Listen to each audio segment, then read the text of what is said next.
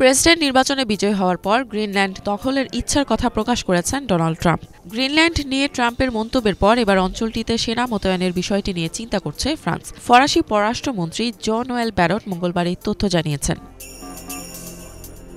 Barratt বলেছেন, ডেনমার্কের সাথে সেনা মোতায়েনের বিষয়ে আলোচনা করেছে ফ্রান্স, তবে দ্রুত পদক্ষেপ গ্রহণের পরিকল্পনা নেই। সুদ রেডিওর সাথে এক সাক্ষাৎকারে ব্যারট বলেন, বর্তমানে সেনা মোতায়েন করা ডেনমার্কের উদ্দেশ্য নয়, তবে নিরাপত্তা বিপদগ্রস্ত হলে ইউরোপ এই বিষয়ে পদক্ষেপ নেবে।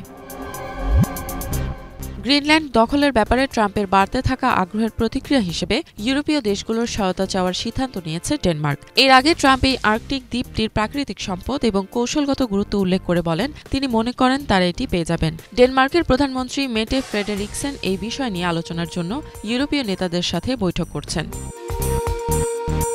এদিকে আর্কটিক অঞ্চলকে সংঘাতের নতুন মঞ্চ হিসেবে উল্লেখ করেছেন ফরাসি পররাষ্ট্রমন্ত্রী জন-নোয়েল ব্যারট। অন্যদিকে উত্তেজনা বৃদ্ধি প্রতিরোধের জন্য একটি সতর্ক দৃষ্টিভঙ্গি গ্রহণ করার পরামর্শ দিয়েছেন ডেনমার্কের প্রধানমন্ত্রী মেটে ফ্রেডেরিকসেন।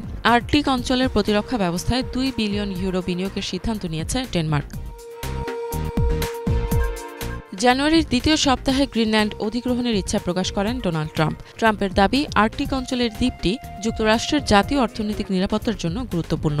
2019 সালে প্রেসিডেন্ট হিসেবে দায়িত্ব গ্রহণের পরও তিনি গ্রিনল্যান্ড কেনার আগ্রহ প্রকাশ করেছিলেন।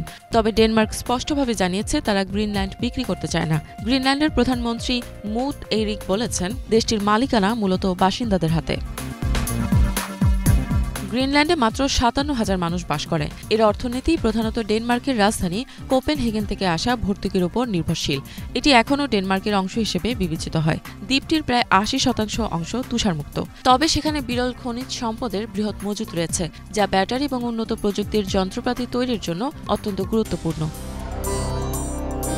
এদিকে গাজা উপত্যকার সাধারণ জনগণকে জর্ডান ও মিশরে পাঠানোর প্রস্তাব দিয়েছেন যুক্তরাষ্ট্রের প্রেসিডেন্ট ডোনাল্ড ট্রাম্প। তার এই প্রস্তাবের পর এবার ইসরায়েলিদেরই গ্রিনল্যান্ডে পাঠানোর পরামর্শ দিলেন ইরানের পররাষ্ট্রমন্ত্রী আব্বাস আরাকচি। তার মতে এতে একসাথে 2 সমস্যার সমাধান হবে। গত রবিবার ট্রাম্প জানান, তিনি জর্ডানের বাদশাহ দ্বিতীয় আবদুল্লাহর সাথে এ বিষয়ে আলোচনা করেছেন। তিনি বলেন, গাজাবাসীদের তার দেশে আশ্রয় দিতে তিনি অনুরোধ করেছেন। ট্রাম্পের মতে গাজাকে পরিষ্কার করতে এটি অত্যন্ত প্রয়োজনীয়। ট্রাম্পের এই প্রস্তাবের প্রতিক্রিয়া জানিয়ে এরপরই ইরানের পররাষ্ট্রমন্ত্রী আব্বাস আরাকচি ইসরায়েলিদের নিয়ে পাল্টা প্রস্তাব পেশ করেছেন। ইফাত জাহান, বাংলাভিশন।